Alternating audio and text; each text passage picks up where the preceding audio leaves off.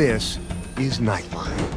Tonight, Kathy Ireland, inside her fight to reclaim $100 million she says was stolen by several business partners, which they deny. My old, long ago job description was shut up and pose, and I reject that. Once one of the world's most famous Sports Illustrated supermodels, she turned super mogul with the retail and home shopping network empire. Hear that little sound effect of sold out. Congratulations, Kathy. Thank you. The warning sign, she says, sounded the alarm. Our credit had been destroyed. That was a big red flag. And catching up with Cillian Murphy, the Oscar-winning Oppenheimer star. We thought we might start a chain reaction that would destroy the entire world. Bringing the beloved Peaky Blinders to the big screen. Who is Tommy Shelby? Perhaps someone should explain to him who I am. An absolute gift to play a character for that long in your career. Flanked by fellow powerhouse actors like Dune star Rebecca Ferguson. A mind powerful enough to bridge space and time. I feel that I have become a part of a family and a story. Plus, remembering Chuck Norris, the legendary action star known for Walker, Texas Ranger. You want to do it the easy way or the hard way? From ABC News headquarters in New York, this is Nightline. Good evening. Thank you for joining us. I'm Diane Macedo. Tonight, Kathy Ireland, the supermodel turned super mogul, accusing her former business partners of mismanaging her finances to the tune of $100 million, which they deny. The star, once dubbed one of the most successful self-made women in America, is speaking out exclusively to Nightline co-anchor Juju Chang. I love doing hard work, meaningful work, but when someone takes advantage, that's not okay. And if they're going to do it to me, who else will be a victim of this? Kathy Ireland, the supermodel turned super mogul, once estimated by Forbes to be worth $420 million, reclaiming her name, her brand, and possibly $100 million, according to a bombshell lawsuit. What you found were debt and loans and financial transactions that Kathy had no clue about. And that's when our alarms go off. These were debts that they made unbeknownst to us, and they made it under the company with my name on it. They refused to cooperate, to even participate, and so we did it, we took care of it, and still they're coming at me for more. They were her managers, they were her business partners, they were her confidants, but ultimately they were her fiduciaries, and they took that relationship of trust and they abused it. Now she's suing multiple longtime business partners. Ireland claims their management of her fortune was a sham, alleging she, along with her husband and mother, were betrayed on a staggering and unconscionable scale over more than 3 decades.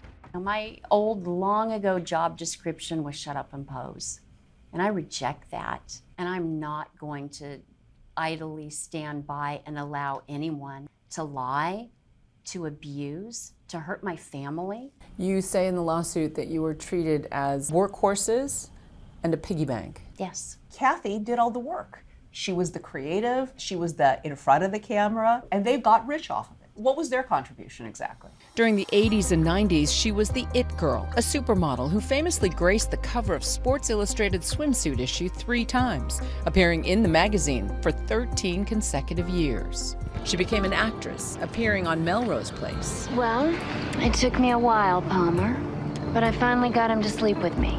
Kathy's quick step was too reserved for the judges. And then bringing her celebrity to Dancing with the Stars.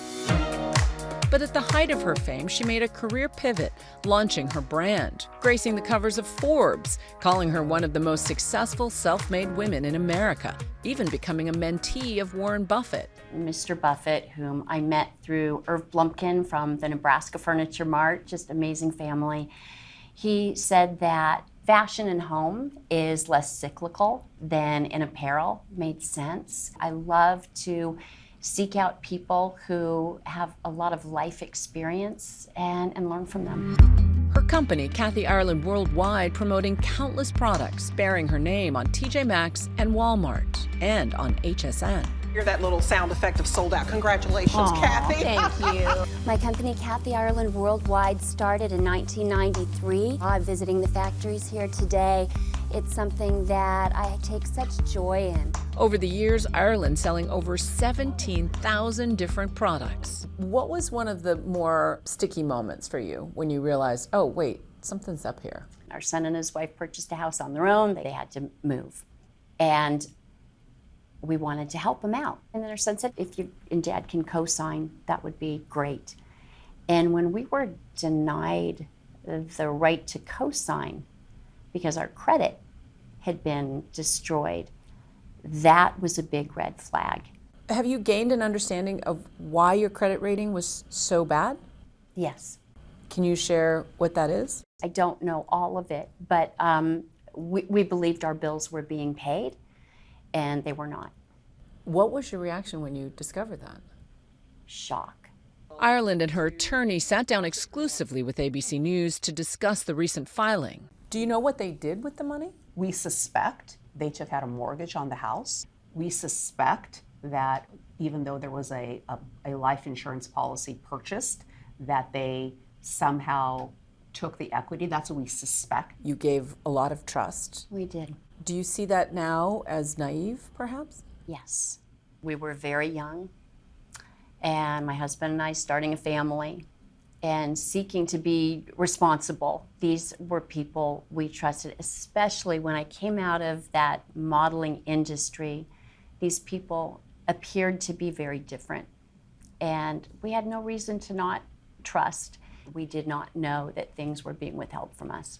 In a statement to ABC News, the defendants say this matter stems from an alleged $25 million fraud claim brought against Ireland last year, and they are disputing recent claims as false, defamatory, and unsupported by any documentation, adding that all loans in question bear Kathy Ireland's signature and that the individuals referenced have been partners and equal shareholders from the outset, not business managers. I guess my answer is, so what? Let's say they were business partners. Does that make stealing okay? None of that makes it okay if they were business partners versus managers versus best friends. Her business now operating under a new company name, Kathy Ireland Brands. What is your current financial position personally? I don't talk about my finances, and I don't judge success by it either. I never have. You know, no matter how much people would say, I don't. Yeah. Can I make it easy? Yeah. We're fine. Yeah, we are. But in terms of your product line, yes. What do you want to happen to your brand moving forward? Continued exponential growth. We have wonderful opportunities, and with me at the helm, with our new team in place, amazing executives, I'm so grateful. And I thank God, because honestly, despite what we've been through, when people ask me, like, how is your business today? I can look them in the eye and honestly say, our business is better than ever. It's stronger than ever, and I'm enjoying it more than I ever have. Jill, what is success in this lawsuit? Success is Kathy getting her name back. Now a grandmother, Ireland is setting an example for future generations. Life is hard, and when it knocks you down, you have a choice. You either just fall down or you get back up and you fight through. I've been very blessed to be exposed to opportunities that are bigger than me, and I don't take that lightly, and to be exposed to needs that are bigger than me. So do you feel like you've been knocked down by this? Yes, I do, but I got back up. Our thanks to Juju, and let's look now at the latest on the war with Iran. Iranians are marking the Persian New Year today as the conflict and the uncertainty it's brought nears its fourth week. Meanwhile, 2 U.S. officials say more than 2,000 Marines are headed to the Middle East. It's day 21 of the war with Iran. Here's ABC's chief international correspondent, James Longman. Tonight, the Trump administration weighs options on how to reopen the critical Strait of Hormuz. New video shows the USS Boxer and 2 more massive Navy amphibious ships leaving San Diego, at least 2,200 Marines on board. This deployment is sparking escalation. Those Marines could conduct ground operations. Options include seizing Iran's Karg Island, the hub of the country's oil economy, or carrying out raids on the Iranian coastline to try to force Iran to reopen the dangerous Strait of Hormuz.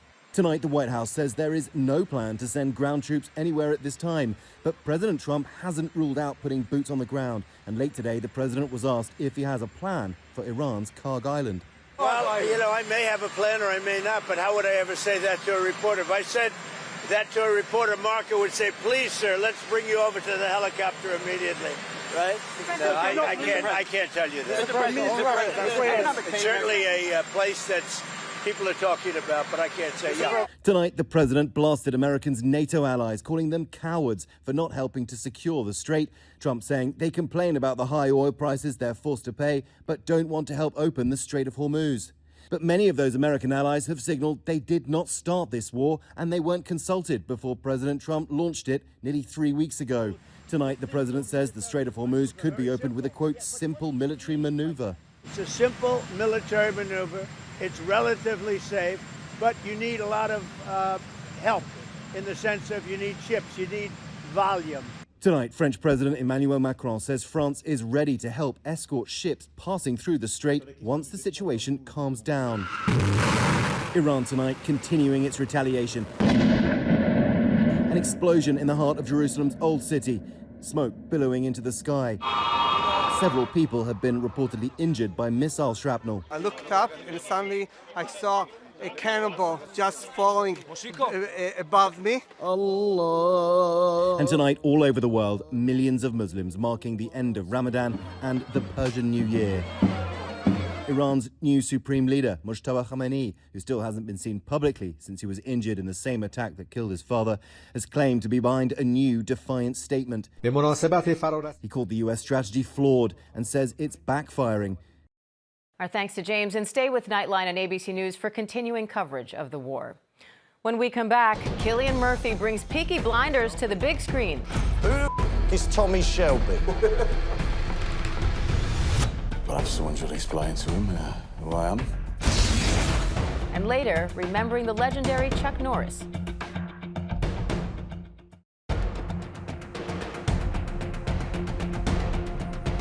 Welcome back. Peaky Blinders is hitting the big screen. The intense, gritty show that gripped fans for 6 seasons is back with star Cillian Murphy in the franchise's first feature film. It's also packed with heavy hitters, including Saltburn's Barry Keoghan and Dune's Rebecca Ferguson. ABC's Linsey Davis sat down with the star-studded cast.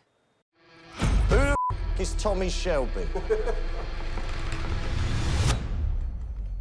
Perhaps someone should explain to him who I am.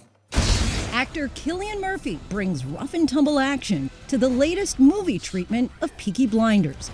The star actor, known for his sensitivity and range, now in his latest film since Oppenheimer, which won Murphy an Academy Award for Best Actor. We thought we might start a chain reaction that would destroy the entire world. Murphy reprises his role as notorious gangster Tommy Shelby in Peaky Blinders, The Immortal Man, out now on Netflix, which brings his back-alley brawling character into the events of Britain's World War II.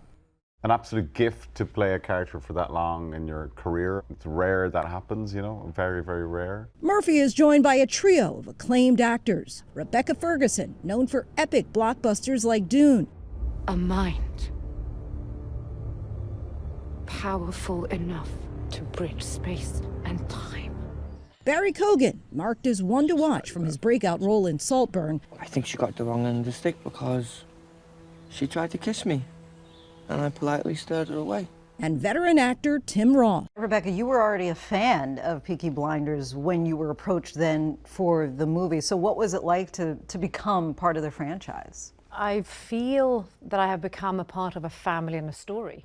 Barry and Tim and myself, you know, we have to come in, create something new that is a big enough hinder or something for these characters to meet. And that's challenging and fun and exciting. Rebecca plays Cowlo, a mysterious gypsy who enters Tommy's life. If you agree to go back and save your son, my sister and I will help you find peace. I think when Cowlo comes in, there is an urgency and there is a direction with which she maneuvers through things. But I think what I felt between us, it's like Tommy wanting her there and Tommy wanting nothing more than for her to disappear. Yeah. It's a complex dance between us. Barry Keoghan, who co-starred with Cillian in the Oscar-winning Dunkirk, plays Tommy's eldest son, Duke, recruited via a text, equal parts timely and tongue-in-cheek.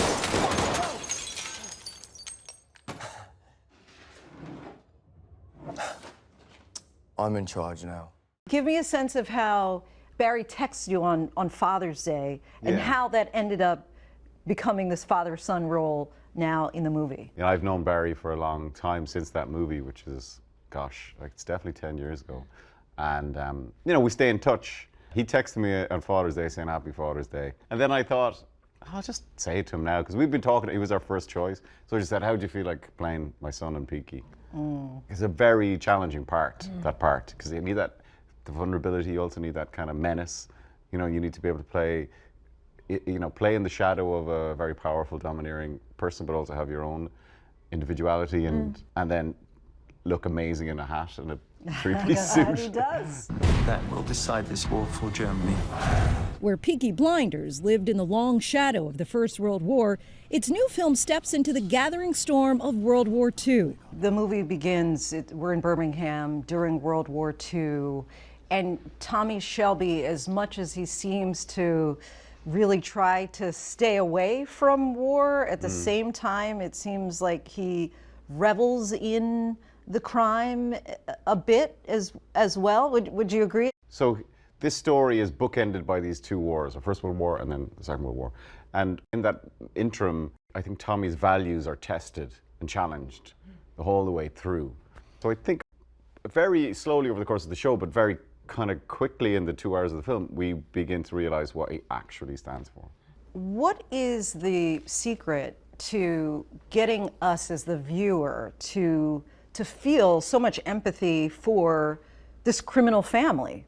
They're part of a gang, and yet we have this genuine care and concern. You are drawn in. You like the characters, whether they're good or bad, because they have girth and stamina and vulnerability. I do love the complexity of having the violence that is Peaky Blinders. There's a line in the movie where Tommy says, I've had a war going on in my own head. Yeah. And when you play a character who's so intense and does feel that way, how do you shake off the war? When you go home, how do you then just say, hey, anybody want, you know, dinner? With Rebecca, you just have to have fun. Like, you have to have a laugh. You take the work deadly seriously. I was about to say. And then, in between, you have to puncture it, because otherwise you're going around like a sourpuss and just like really cranky all the time. Whereas if you just have fun, and therefore it means that everyone's in a kind of a relaxed state, you know, during the intense periods. And you're lucky if you have a scene partner who has the same approach. Our thanks to Linsey. When we come back, remembering the remarkable career of Chuck Norris, known for The Way of the Dragon and so much more.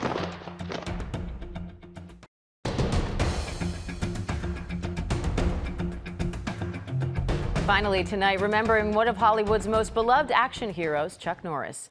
His martial arts mastery first on display with Bruce Lee in The Way of the Dragon. Norris's tough guy screen presence was a fixture in more than 20 films. Perhaps his best-known role, the title character in Walker, Texas Ranger. Better know the truth of wrong from right. He'd win younger generations over in Dodgeball with Thumbs up, average Joes can play. This dude poppycock. His on-screen ferocity becoming a meme sensation and internet lore. Chuck Norris died Thursday in Hawaii, surrounded by family. He was 86. That's Nightline. Thanks for staying up with us. Good night, America.